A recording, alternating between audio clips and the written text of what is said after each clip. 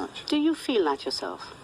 Thematically, I've always dealt with isolation in everything I've written, I think. So it's something that triggers me off. It always makes me interested in a new project if it has anything to do with alienation or isolation. Do you feel isolated, though? Not really, but I can quite imagine how it must feel to be isolated. So I have often put myself in circumstances and in positions where I am isolated, just so that I can write about it.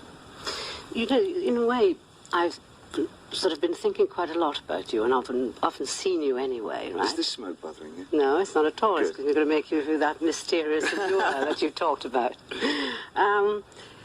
I think that it's not at all mystifying why you change your appearance as often as you do, to my view, by the way, because I think you've used yourself as a canvas. Yes, very much so.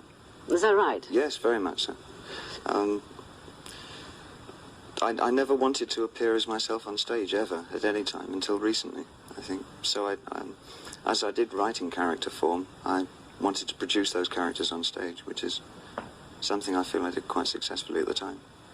That was simply an exercise of projecting something else. Like you say, for instance, you would be presenting a picture. Well, I wanted to use rock and roll in some way or other, and I got tired of the sort of the lie of the rock performer is exactly the same on stage as he is off. If you're interested in isolation, is it because you think that a person in an isolated state feels greater emotions than they do when they're surrounded by people and things? I think if he is in isolation, instead of receiving the whole world as his home, he tends to create a micro world inside himself.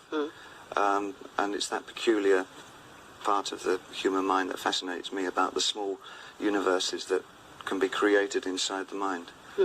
Some of them fairly schizophrenic and quite off the wall.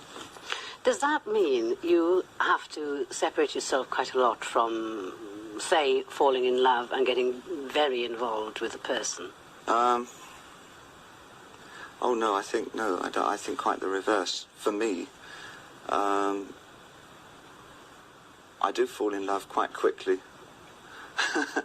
Once upon a time, I used to fall in love quite a lot. But falling in love, is different from then going on to love that person.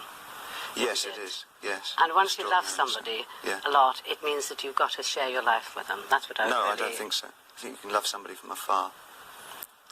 But if you then decided not to love them from afar, is what I mean, you as an artist would have to give up quite a lot of your time to them.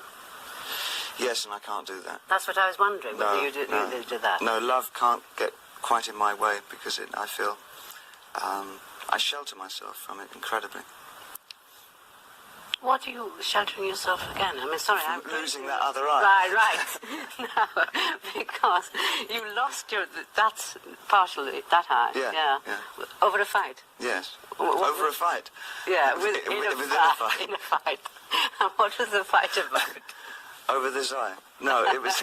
No, it wasn't. He wanted it and I wanted it, but I kept it. Well, that was over... I can't remember it very well. It was over a girl. I can't remember her name. Was it your first love then, David Bowie?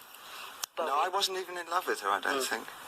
And he thought I was, and in a manner of speaking, but I wasn't in love.